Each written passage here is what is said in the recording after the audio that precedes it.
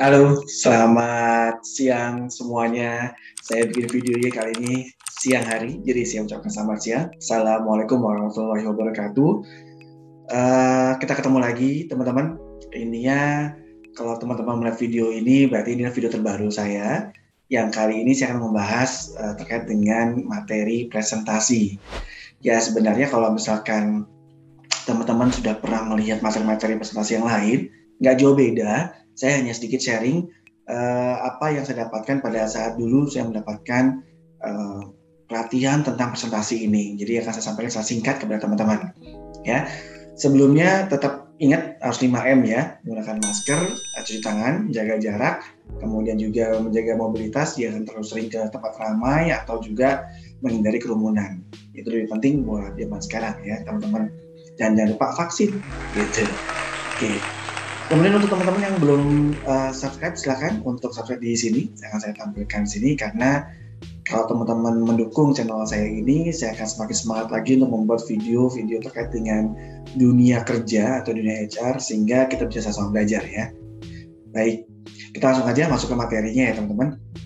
Kalau sekarang mungkin teman-teman berpikir presentasi itu harus melalui media. Kalau sekarang ya seperti inilah, ini kan kita menggunakan video call dengan melakukan video sehingga tatap mukanya juga tatap muka melalui device ya dengan peralatan. Tapi tentu teman-teman dulu sebelum pandemi atau mungkin nanti setelah pandemi berakhir kita akan kembali lagi nih melakukan presentasi di depan orang banyak, kemudian juga tidak menggunakan tools seperti ini video call, tapi teman-teman langsung di ruangan meeting misalkan atau di depan kelas sehingga menceritakan apa yang menjadi ide atau informasi yang ingin disampaikan kepada orang yang teman-teman tuju gitu. Nah, saya ingin memberikan tips dan triknya saja di beberapa menit ke depan ini supaya teman-teman juga paham seperti apa sih sebenarnya presentasi itu, dan presentasi yang baik tentunya justru ada persiapan kan. Jangan sampai kita mau presentasi besoknya ternyata kita belum ada persiapan sama sekali ya. Nah, ini saya akan coba share materinya. Tunggu sebentar. Oke, baik. Di sini saya akan membawakan suatu materi teknik presentasi yang dulu dibuat oleh mentor saya, Bapak Indra Femlian. Saya hormat sekali dengan beliau karena banyak pengalaman dan juga sharing dari beliau yang membuat saya semakin ingin belajar terus dan juga untuk senantiasa menjadi orang yang baik, gitu ya. Ini terbelakang saya. Kalau misalkan teman-teman mungkin ada keperluan terkait dengan pertanyaan atau misalkan ingin follow up atau ingin melihat video-video yang lain, silakan ke channel saya di Erdes Bagianto. Teman-teman akan mendapatkan banyak materi di sana dan semoga juga bisa bermanfaat buat teman-teman ya. Intinya hari ini saya akan coba sampaikan terkait dengan materinya, yaitu kalau kita ingin melakukan presentasi sebenarnya apa sih tujuannya kali ini? Yang ingin saya sampaikan ada 3 teman-teman. Jadi bagaimana memahami cara mempersiapkan presentasi, kemudian mengetahui cara menetapkan kerangka presentasinya itu sendiri, dan ketiga tentunya mengetahui cara dan kiat-kiat melakukan presentasi. Nah, yang pertama sebenarnya teman-teman yang harus disampaikan atau dipastikan adalah di pokok materi ini harus ada 3, yaitu sasarannya, kerangkanya, dan juga caranya bagaimana melakukan presentasi. Itu yang penting menurut saya. Karena tentu teman-teman tahu ya, kalau misalkan melakukan presentasi atau perkenalan terhadap orang-orang, kan teman-teman juga harus tahu audiensnya siapa, di mana tempatnya, dia industrinya apa, atau tipe orangnya seperti apa, Gen X kah, atau baby boomer kah, atau justru milenial gitu ya. Jadi kita harus tahu dan mengenal orang itu kan seperti apa. Nah, kemudian cara melakukan presentasinya pun juga harus dengan teknik nih teman-teman. Kalau di video call seperti ini kan teman-teman cukup duduk ya, nggak perlu sampai berdiri gitu. Tapi kan tetap latar belakangnya juga harus yang ya gambar atau latar belakang yang cukup netral, tidak terlalu banyak berlebihan, dan hindari noise ya, suara-suara yang tidak perlu di luar, misalkan suara orang bicara, suara orang lalu lalang. Jadi benar-benar tempat yang nyaman buat teman-teman melakukan presentasi.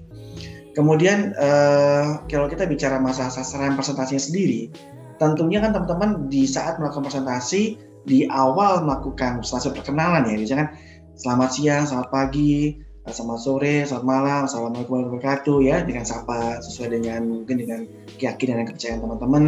Kemudian teman-teman pasti menyampaikan kan alasannya apa nih mau presentasi hari ini.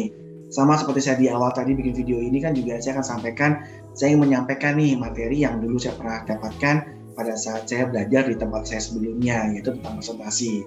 Nah, kenapa saya ingin share presentasi ya? Karena menurut saya ini penting buat teman-teman ketahui, karena nggak semua orang mampu melakukan presentasi dengan cukup baik. Ya, saya juga masih belajar juga, tapi yang pasti buat teman-teman ternyata ada triknya nih, asal teman-teman bisa pelajari. Dan kegugupan pasti ya, nervous kan pasti. Kadang-kadang saya aja sampai harus memegang sesuatu biasanya kalau saya melakukan presentasi di dalam atau di depan kelas. Kalau sekarang di video call mungkin nggak terlalu kerasa, hanya deg-degannya aja. Tapi kalau di depan kelas kan kerasa ya. Kita gemeteran misalkan, atau kita bingung mau lihat siapa, atau cara bicara kita menjadi kaku, itu ya kelihatan sekali. Nah, biasanya untuk melepas atau merilis ketegangan tadi, saya biasanya megang spidol mungkin, atau yang kita gunakan, atau pointer gitu ya, dengan harapan dengan saya memegang gitu dan melakukan meremas gitu, itu akan membuat meredakan ketegangan.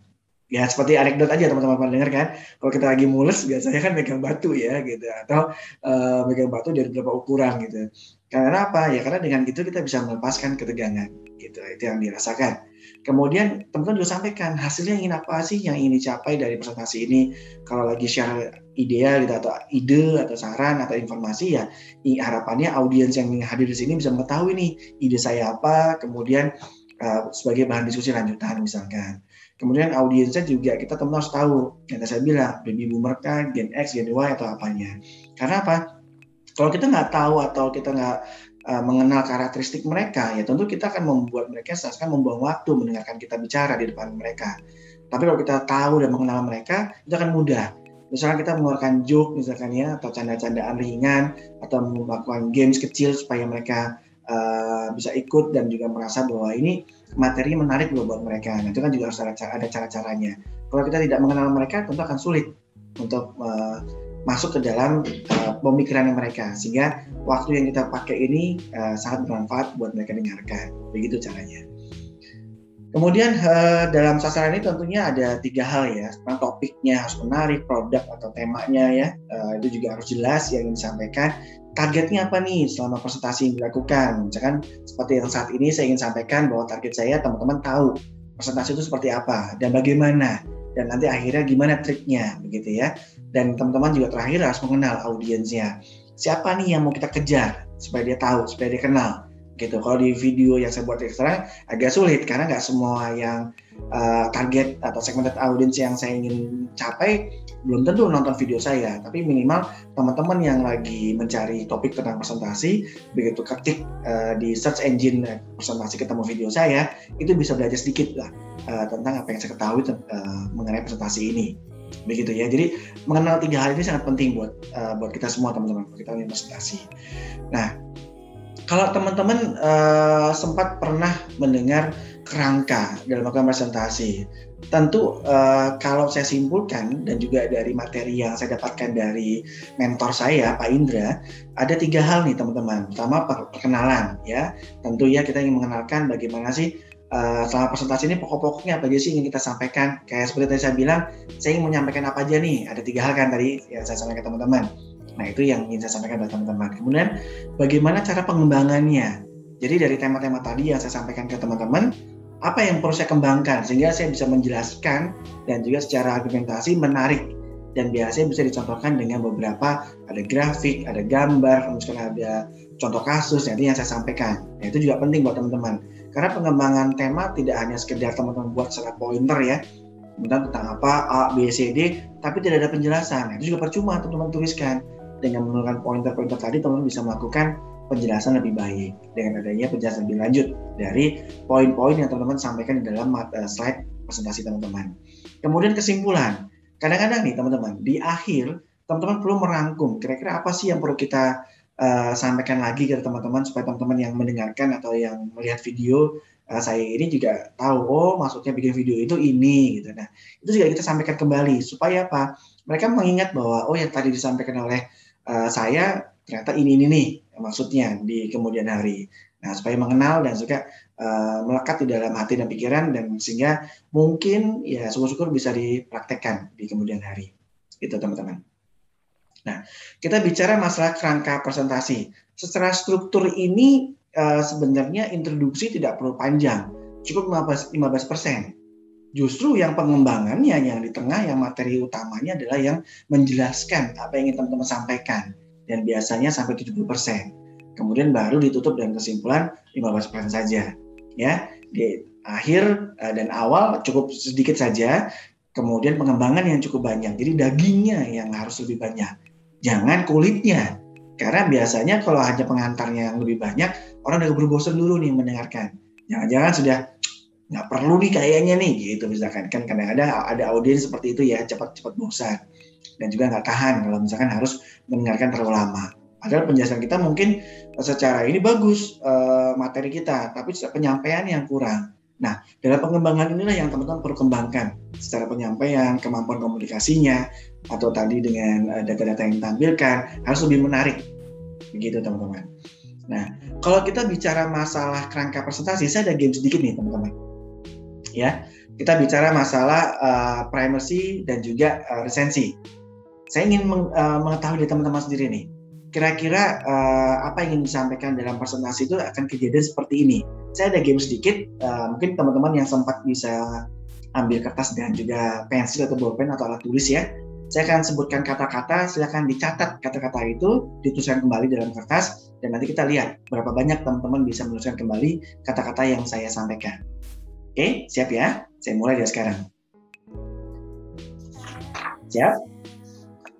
Makan, senang, tidur, dusta, ayam, kritis, sandal, santai, murah, mandi, lambat, rumput, cerdas, kuno, hotel, rasa, menang, batu, keras, gelas. Oke, itu tadi kata-katanya. Saya harap teman-teman sudah bisa menuliskan ya apa yang tadi didengar dan kemudian dituliskan kembali di kertas teman-teman. Nah, sekarang kita cek nih teman-teman, seberapa banyak sih teman-teman bisa mendengarkan dan juga mengingat kata-kata yang saya ucapkan tadi? Ada berapa banyak teman-teman? Mungkin ada yang 5, ada yang 8, bahkan ada yang 12, 13 gitu ya. Dan ada yang mungkin 17 gitu dan mendekati 20. Yang tadi 20 kata nih kalau teman-teman sadar sebenarnya. Nah, maksudnya apa sih Pak Adit gitu misalkan ya? Apa sih maksud lo? Maksudnya begini teman-teman, dalam primacy dan resensi saya langsung sampaikan aja grafiknya. Jadi saya tidak bicara masalah banyaknya kata yang berhasil dituliskan ya. Tapi sebarannya yang saya sampaikan kepada teman-teman. Ada seperti ini. Kadang-kadang audiens ini umumnya hanya lebih memahami materi yang disampaikan di awal dan juga di akhir presentasi. Betul dong? Ya. Karena kan tuh biasanya modal kita tuh di awal. Kalau penampilan kita sudah menarik, biasanya orang mau dengerin kan. Tapi kalau dari awal sudah tidak menarik, tentu tidak akan mau mendengarkan sampai akhir pun gitu ya. Nah, ini pun terjadi teman-teman. Coba teman-teman lihat. Kata-kata mana saja yang membuat teman-teman kira-kira lebih mendengarkan ketimbang teman-teman harus menunjukkan semuanya. Secara teori, justru yang di awal dan di akhir saja. Coba cek ya teman-teman. Kata-kata seperti makan, senang, tidur, dusta, ayam gitu ya. Ini 5 kata pertama, biasanya lebih sering ditulis nih oleh teman-teman yang mungkin tadi coba untuk menuliskan kembali kata-katanya. Dan juga kata-kata yang terakhir, rasa, menang, batu, keras, gelas, itu pun lebih sering dituliskan. Baik yang tadi 5 di awal dan 5 di akhir, itu lebih sering dituliskan ketimbang kata-kata yang mungkin di tengah. Ada santai, ada mandi, ada lambat, ada rumput gitu ya, ada cerdas. Itu mungkin nggak kedengeran bagi teman-teman karena secara konsentrasi berbeda gitu. Nah, makanya kenapa pada saat saya bicara masalah primacy dan resensi ini, silakan diimplementasikan di dalam kerangka pemikiran teman-teman dalam menyampaikan presentasi. Ya mungkin di awal cukup pokok-pokoknya saja yang sebagai bahasan, kemudian di tengah baru penjelasan atau variasi metodenya yang menarik ya. Jadi cari cara atau trik yang cukup menarik sehingga orang tetap bisa mendengarkan supaya konsentrasi tetap full gitu ya. Dan juga di akhir baru ringkasan kesimpulannya. Seperti saya sampaikan tadi, kenapa sih di akhir tetap harus disimpulkan? Ya karena itu untuk membungkus apa yang memang sedang kita bicarakan pada hari ini. Sehingga teman-teman misalkan tadi mendengarkan presentasi sampai akhir pun akan mengena, oh ini tadi disampaikan si bapak ini atau si ibu ini gitu. Jadi tidak sia-sia yang teman-teman luangkan waktu untuk mendengarkan gitu. Nah, Secara grafik, teman-teman pasti penasaran, emang gimana sih grafiknya? Ternyata begini teman-teman. Kalau kita lihat kan konsentrasi instruktur awalnya grogi gitu ya, awalnya masih belum gitu, kemudian semakin menengah dia semakin kuat gitu ya, semakin semangat, tapi kan tentu dia semakin capek kan, karena menyampaikan materi-materinya, keburu capek duluan di akhir.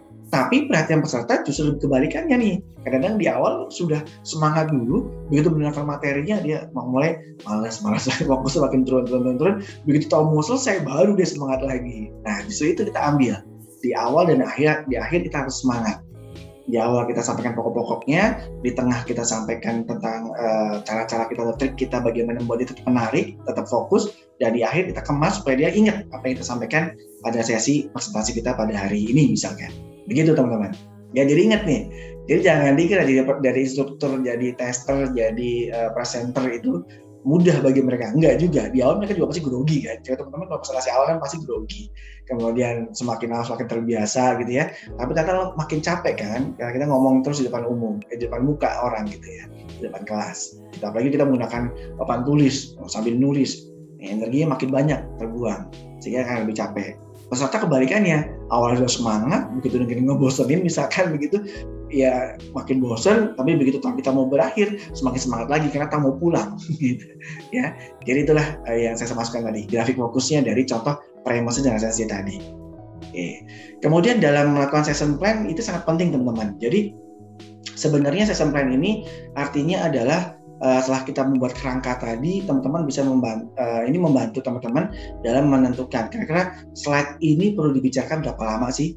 Semenit kah? 3 menit kah? Atau cukup cuma kita show aja kemudian udah kita lewatin? Atau misalkan ada poin yang sangat penting, ya kita tandai di situ di materi kita atau di pegangan kita, misalkan di kertas gitu ya. Ya, oh yang ini harus kita tekankan nih penjelasannya. Nah, itu sangat penting. Karena apa? Itu untuk mengendalikan apa yang supaya sasaran yang ingin dicapai tersampaikan kepada audiens tadi dan tentunya tidak menyimpang dari yang kita sampaikan ya. Kemudian secara judul kan banyak ya biasanya kerangka itu ada judul, tujuan, total waktu, pembagian waktu, metode penyampaian, isinya bagaimana, kesalahan potensialnya, istilah-istilah penting, pertanyaan kunci dan kata materi.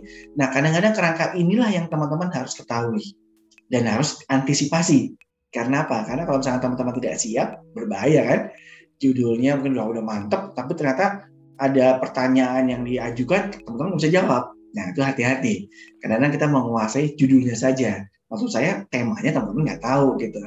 Dalamnya seperti apa. Sehingga begitu ada pertanyaan, kesulitan untuk menjawabnya, itu juga sayang sekali. Jadi kalau teman-teman sudah mendapatkan judul, ya teman-teman siap-siap juga nih. Kira-kira pertanyaannya apa ya dari sini ya? Supaya kelihatan memang sudah menguasai, ya teman-teman harus betul-betul kuasai judul dan temanya supaya kalau nanti ada pertanyaan teman-teman bisa menjawab dengan cukup baik. Karena pastilah setiap audiens pengen menanya, ingin bertanya biasanya, dan biasanya juga makin seneng kalau pertanyaannya nggak kejawab. ada yang unik kan, kadang-kadang orang juga begitu, semakin dia nggak bisa jawab semakin seneng nih, wah dibikin bingung nih testernya atau si presenternya. Kalau saya sih gampang aja, saya bilang, saya disclaimer dulu. Kalau memang nanti ada pertanyaan yang sulit bagi saya catat dulu ya. Nanti saya sampaikan apabila saya sudah mendapatkan jawabannya. Mungkin saya minta nomor teleponnya Bapak atau Ibu, sehingga nanti bisa saya hubungi dan saya jawab di lain kesempatan. Nah, karena apa? Intinya kan kita melakukan presentasi dianggap yang memang lebih tahu duluan. Sehingga kita menyampaikan ke orang lain kan. Nah, waktu itulah saat kita dianggap sebagai orang yang expert atau mampu di situ. Sehingga apabila ada pertanyaan yang tidak bisa dijawab, tentunya akan menjadi tanda tanya, jangan-jangan yang disampaikan tadi nggak benar nih, gitu. Nah itu hati-hati, sehingga akan mengeblurkan apa yang ingin kita sampaikan tujuannya. Nah makanya kita siap dengan konsep-konsep yang tadi saya bilang, kerangkanya harus siap, total waktu yang mungkin teman-teman punya rencana berapa lama gitu ya disampaikan. Syukur-syukur unlimited yang diberikan oleh panitia misalkan. Tapi kalau misalkan ternyata dibatasi hanya 20 menit, 10 menit, kan teman-teman harus ngatur waktunya nih. Slide ini berapa waktunya, slide ini berapa waktunya, kalau nanti penutupan berapa lama, kesimpulannya bagaimana, seperti itu. Sehingga teman-teman tidak akan terbuang waktu sia-sia untuk menjelaskan tidak penting. Ya. Kemudian secara prioritas juga teman-teman sampaikan mana yang harus, mana yang sebaiknya, dan mana yang boleh tahu. Jadi yang harus diketahui harus sampaikan semuanya gitu. Dan mana yang sebaiknya diketahui, ya ini boleh disampaikan, boleh enggak. Dan yang boleh tahu ini biasanya bisa dipilah atau di skip lah kalau misalnya waktu ternyata udah mau mepet gitu ya. Nah ini bisa di skip. Nah dari kerangka tadi, session plan tadi, teman-teman juga bisa kategorikan mana yang memang harus disampaikan, mana yang sebaiknya disampaikan, dan juga mana yang hanya sekedar boleh tahu disampaikan. Sehingga pada saat waktunya mepet atau waktu tidak cukup, teman-teman bisa menyampaikan yang cukup, yang harusnya saja. Sehingga materi tetap tersampaikan dengan cukup baik dan audiens bisa memahami. Untuk yang lainnya bagaimana Pak? Ya boleh saja disampaikan kalau waktu masih ada, tapi kalau memang tidak ada waktu ya baiknya dikurangin. Karena supaya waktunya pas ya, karena dalam presentasi kan biasanya dikasih waktu. Kadang-kadang kalau kita lihat pilkada atau debat calon pilkada atau pilpres kan juga diberikan waktunya kan. Kalau kita misalkan menjawabnya lebih dari waktu diberikan, disorakin oleh penonton, gitu.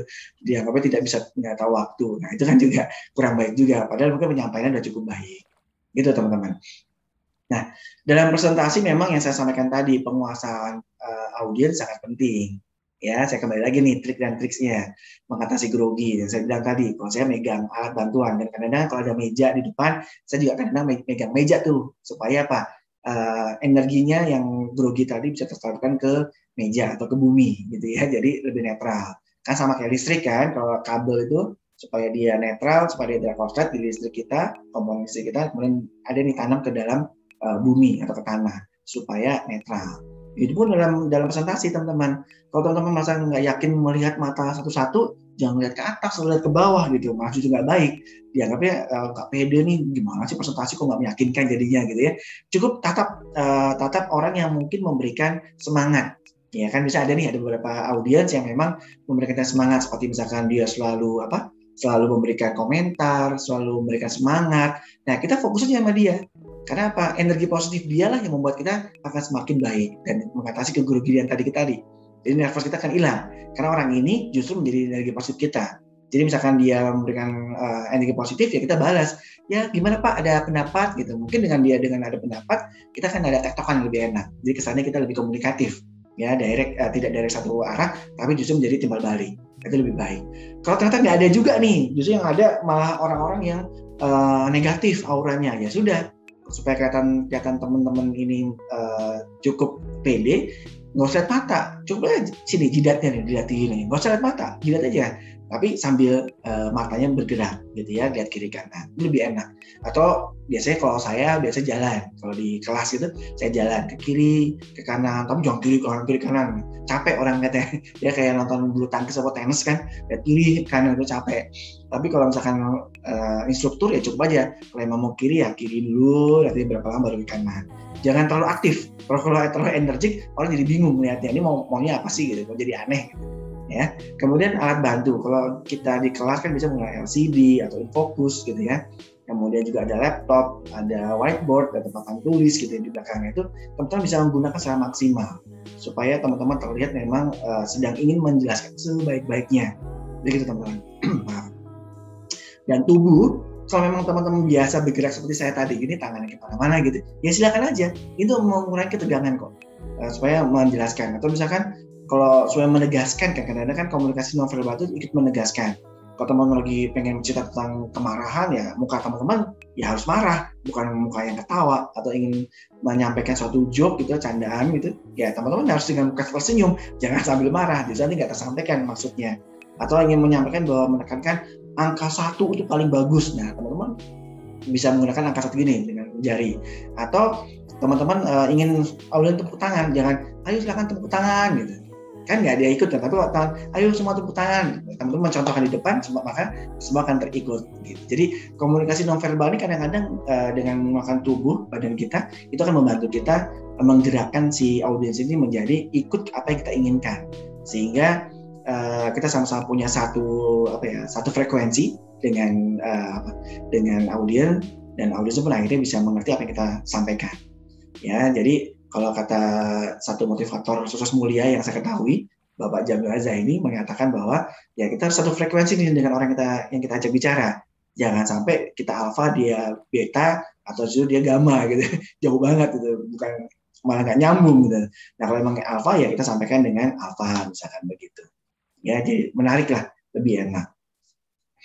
Oke, selanjutnya saya rasa teman-teman bisa berlatih lebih lanjut di rumah dengan teman-teman dan juga dengan rekan kerja, atau mungkin direkam di video call dan teman-teman lihat hasilnya seperti apa, apakah sudah sesuai. Karena kalau sekarang selama pandemi ini kan ya, rata-rata kan presentasi menggunakan video begini, video call, dan bahkan beberapa meeting yang saya hadiri tidak perlu menampilkan muka gitu, jadi hanya slide-nya saja yang tampil, tapi orangnya tidak perlu ditampilkan. Ada yang seperti itu juga. Tapi kalau memang harus tampil dengan seperti ini, kameranya menyala, ya mau nggak mau teman-teman harus tampil dan juga terlihat bahwa teman-teman berbicara dengan antusias. Ya, saya rasa itu bisa dipelajari dan teman-teman bisa buka-buka lagi video-video presentasi yang lainnya sebagai referensi. Dan semoga yang saya sampaikan kepada teman-teman di hari ini, referensi ini cukup membuat teman-teman belajar ya cara lain dari menurut sharing yang saya sampaikan kepada teman-teman. Oke, semoga bermanfaat ya teman-teman. Jadi kalau misalkan nanti tetap ada pertanyaan, silakan aja. Ini ada alamat email saya dan juga Instagram saya.